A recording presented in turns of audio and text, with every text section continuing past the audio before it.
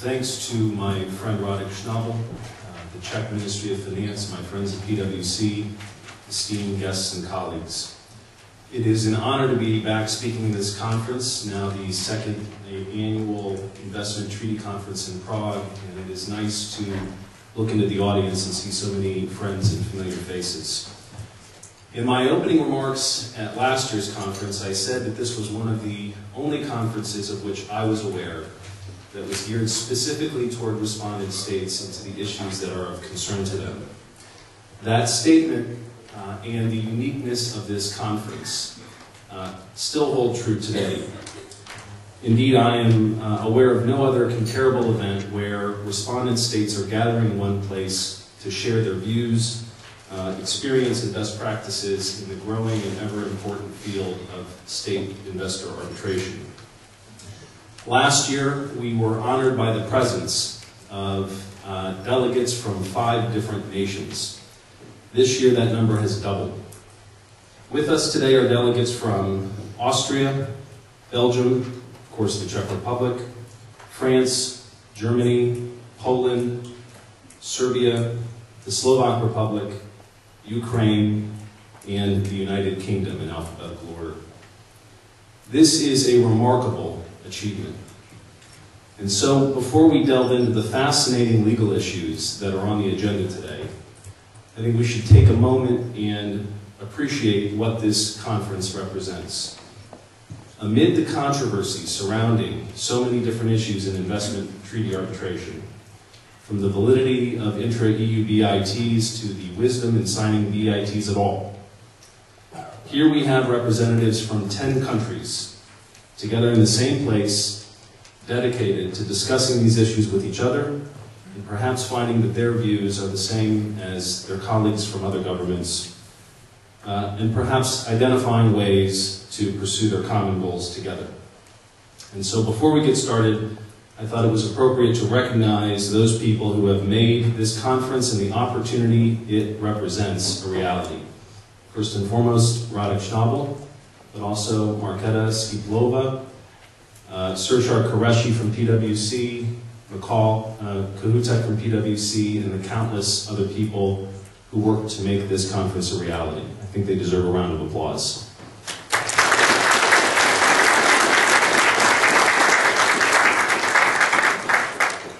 Now, with those opening remarks, let me turn to what will be the touchstone of the first panel's discussion today. And to set the stage for this, let me again take you back to last year's conference where several of us discussed cases in which the Czech Republic had prevailed in recent years. The case I focused on was Phoenix Action LTD versus the Czech Republic, a case in which I was an attorney for the Czech Republic. I know there were representatives from DLA Piper that discussed the Wachtminghaus case, in which the Czech Republic also prevailed. And I am pleased to report that this year the Czech Republic has another victory to discuss today, as Radek Šnábl discussed the Intertrade versus the Czech Republic case. And I'd like to spend just a few minutes to set the stage for our morning panel by giving you the brief facts of that particular case. I should also mention at the outset that I was co-counsel in the case with Philip Smitka, who's sitting to the left of Radek Šnábl and will be on our morning panel today. And at the end of the panel, you will see Mikhail Kahutek. PwC was the expert for the Czech Republic, the damages expert in that case, and Mikhail worked on it personally. The case concerned the Czech Republic's forests, the forest being the Czech Republic's most valuable natural resource.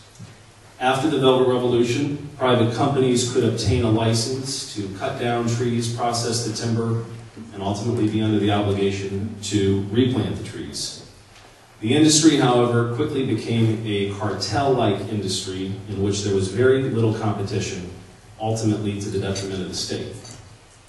Now, this cartel-like system persisted for almost a decade until the state-owned enterprise that was in charge of the forests owned by the Czech Republic, called LCR, attempted to change the cartel-like nature of the industry into a competitive market.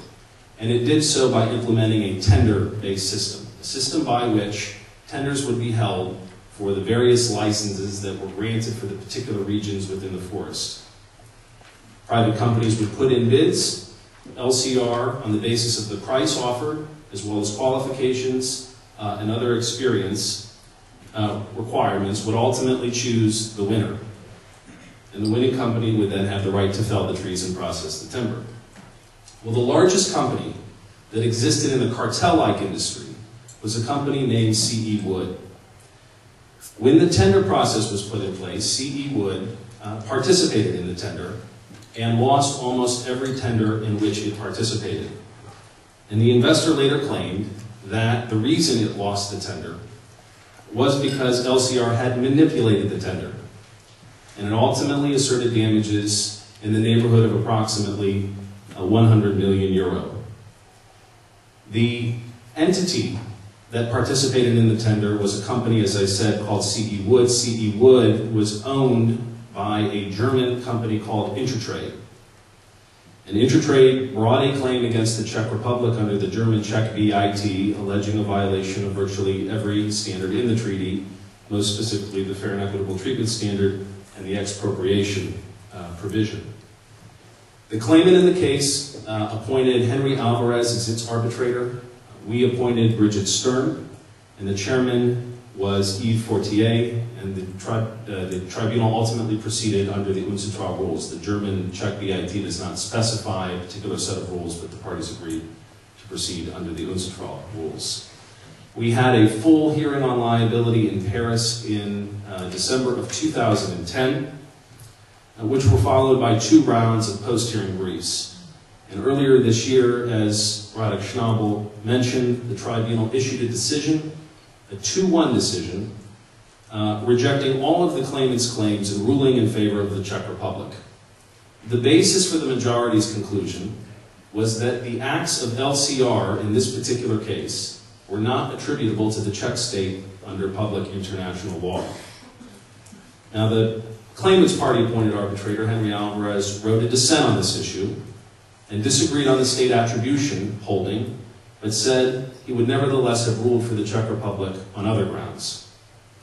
Now, against that backdrop, let me turn to the panel discussion for the morning. You will note the title of this panel is a case study of a recent award, that recent award obviously being the Intertrade case. And what we plan to do with the panel is to discuss several of the issues that arose in that case, not in the specific context of that case necessarily, but rather with each member of our panel giving a short presentation on each point in your agenda. And then we'll open it up to the panel and to the audience for discussion generally. And after we conclude one topic, we'll move to the next one. With that introduction, let me introduce the panelists. And it is a very distinguished one indeed. First, we have Kai Hobert, who will be presenting on the topic of setting up the strategy of the case. Professor Hobert is likely known to most of the people in this room. He is a world-renowned arbitrator and counsel in investment treaty arbitration cases. He is currently a professor of international law at the University of Uppsala. He is also an arbitrator at the Court of Arbitration for Sport and at the Appeals Tribunal of the International Commission on the Holocaust-era insurance claims. Next, Dmitry Evseev will then present on state attribution. Dmitry is a partner at Arnold & Porter in London, where he concentrates his practice on the representation of states and private clients in international arbitration and litigation matters. He is a member of the District of Columbia Bar and is ranked as a leading foreign expert for dispute resolution in the UK and Russia by Chambers Global 2012.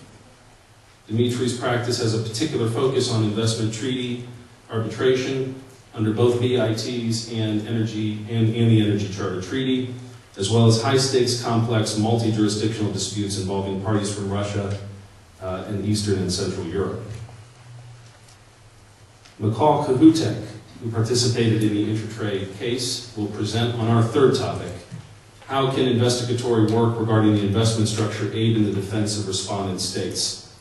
Michal is a director at PwC in the advisory services practice based in Prague. He specializes in forensic services, and his experience lies mainly in the dispute analysis field, fraud investigations, and fraud risk assessment. McCall has significant experience with preparation of complex quantitative analyses, cost accounting analyses, and damage calculations. In addition, McCall has managed numerous investigations in matters involving revenue manipulation, fraudulent financial reporting, stock option accounting, and alleged violations of the Foreign Corrupt Practices Act. Moving from one Intertrade alumni to another, Philip Smitka will present on our fourth topic, how should respondent states approach claims brought by claimants that are not the real owner of the investment. Philip heads the commercial and dispute resolution practice at the Prague office of NUR. Philip provides advice to foreign investors on issues of commercial and corporate law, as well as to Czech clients on their international activities. A key area of his expertise is investment protection law. Our fifth topic will be, what are the most effective ways for respondent states to counter damages reports that inflate the value of the alleged investment? Here it will be a panel discussion, primarily because we have a panel in the afternoon that will be addressing damages reports, and we want to minimize the overlap. And last, but certainly not least, John Willems will present on our final topic, what is the value and propriety of dissenting opinions in investor treaty arbitration? John is an international arbitration partner at White & Case and works out of the firm's Paris office. He focuses on VIT arbitrations, particularly in the CEE-CIS region. He is a member of the New York Bar. So you can see that we have a distinguished panel indeed, and with that, I give the floor to Professor Hobert, who will present on setting up the strategy of the case.